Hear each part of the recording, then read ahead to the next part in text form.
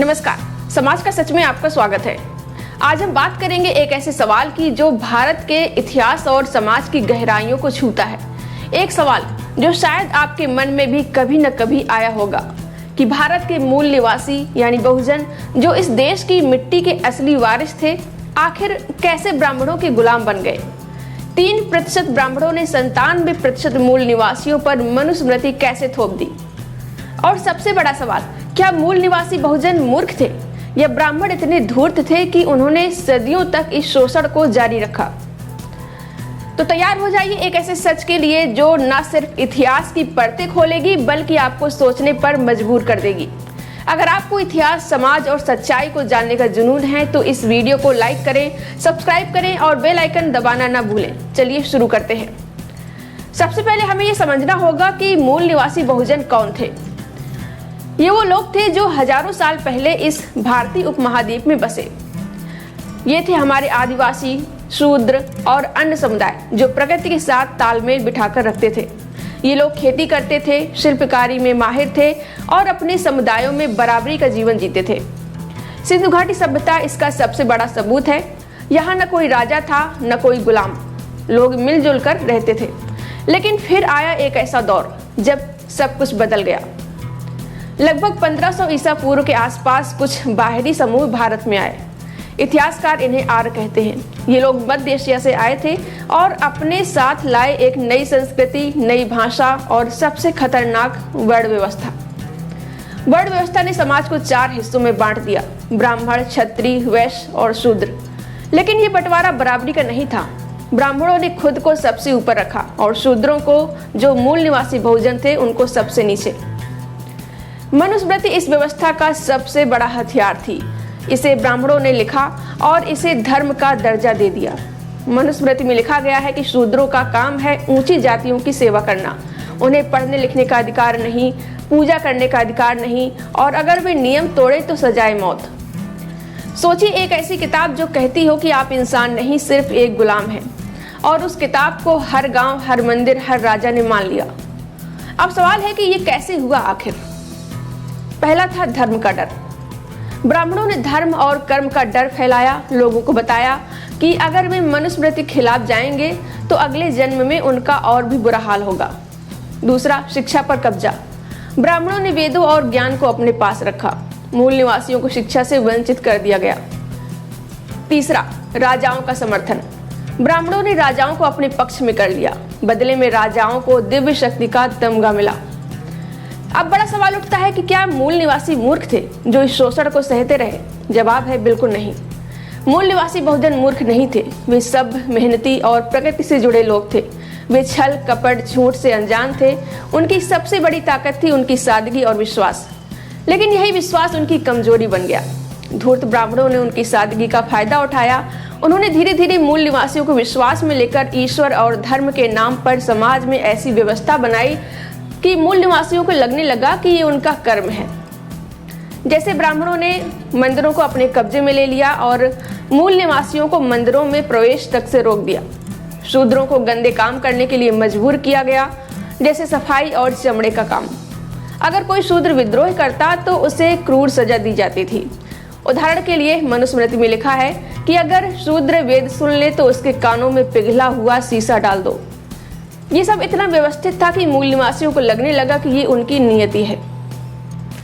अब सवाल है कि क्या ब्राह्मण धूर्त थे। ये सवाल जटिल है। सभी ब्राह्मणों को धूर्त कहना गलत होगा, लेकिन ये सच है कि ब्राह्मणों की एक छोटी सी टोली ने बहुत बड़ी चालाकी से सत्ता, धर्म और ज्ञान पर कब्जा कर लिया। उनकी रणनीतियां थी। पहला था धर्म का व्यापारीकरण। ब्राह्मणों ने पूजा पाठ और यज्ञों को इतना जटिल बना दिया कि आम आदमी को लगने लगा कि उसे ब्राह्मणों की जरूरत है। दूसरा, सामाजिक विभाजन। उन्होंने जातियों को छोटी छोटी उपजातियों में बांट दिया ताकि मूल निवासी एकजुट न हो सके। लिखित इतिहास पर कब्जा। ब्राह्मणों ने सारी पांडुलिपियों और ग्रंथ अपने नियंत्रण में रखे। मूल निवासियों को उनकी कहानियां, उनके नायक, उनकी संस्कृति, सब कुछ दबा दिया गया। मनुस्मृति सिर्फ एक किताब नहीं थी, ये एक हथियार थी जिसने मूल निवासियों को मानसिक और शारीरिक रूप से गुलाम बना दिया। अब सवाल उठता है कि क्या मूल निवासियों ने कभी विरोध नहीं किया? ये धारणा गलत है। विरोध हुआ और कई बार हुआ, लेकिन हर बार उसे कुचल दिया गया। कुछ उदाहरण: कबीर, रविदास और तुकाराम जैसे संतों ने मनुस्मृति और जातिवाद का विरोध किया। कबीर ने अपने दोहों में स्पष्ट रूप से जातिगत भेदभाव को नकारते हुए कहा कि जाति न पूछो साधु की, पूछ लीजिए ज्ञान, मोल करो तलवार का, पड़ा रहन दो म्यान। उनका ये कथन दिखाता है कि व्यक्ति की पहचान उसकी जाति से नहीं बल्कि उसके ज्ञान और आध्यात्मिक गहराई से होनी चाहिए। कबीर ने ब्राह्मणवादी कर्मकांडों और पाखंडों की आलोचना की। उन्होंने समाज में व्याप्त ऊंच नीच की भावना को चुनौती दी और सभी मनुष्यों को समान माना, चाहे वो किसी भी जाति या वर्ग से हो। उनकी रचनाएं सामाजिक समानता और मानवता के संदेश से भरी थीं, जो उस समय की रूढ़िगत व्यवस्था के खिलाफ एक क्रांतिकारी आवाज थी। तुकाराम और रविदास ने भी अपने अपने तरीकों से जातिवाद और ब्राह्मणवादी वर्चस्व का विरोध किया। उन्होंने कर्मकांडों और ब्राह्मणों के धार्मिक एकाधिकार को खारिज किया। रविदास, जो स्वयं एक निम्न मानी जाने वाली चर्मकार जाति से थे, उन्होंने अपनी रचनाओं में लिखा, मन चंगा तो कठौती में गंगा। उन्होंने जातिगत श्रेष्ठता या कर्मकांड को ढोंग बताया। रविदास ने अपनी कविताओं में सामाजिक समानता और आत्मसम्मान का संदेश दिया, जो निम्न जातियों के लिए प्रेरणा स्रोत बना। इन तीनों संतों ने अपनी रचनाओं के माध्यम से न केवल जातिवाद और ब्राह्मणवाद की आलोचना की, बल्कि एक ऐसी सामाजिक व्यवस्था की कल्पना की जहां प्रेम और समानता सर्वोच्च हो। लेकिन ब्राह्मणों ने उनके विचारों को अपने ढांचे में समाहित कर लिया।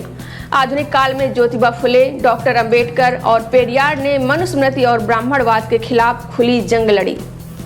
बड़े पैमाने पर विरोध न होने के कारण थे, जैसे कि शिक्षा का अभाव, मूल निवासियों को पढ़ने लिखने से वंचित रखा गया, जिसके कारण वे संगठित नहीं हो सके।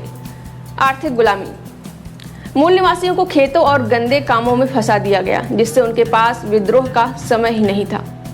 सामाजिक दबाव, गांव में ब्राह्मणों और ऊंची जातियों का इतना दबदबा हो चुका था कि विरोध करने की हिम्मत कम ही लोग जुटा पाते थे।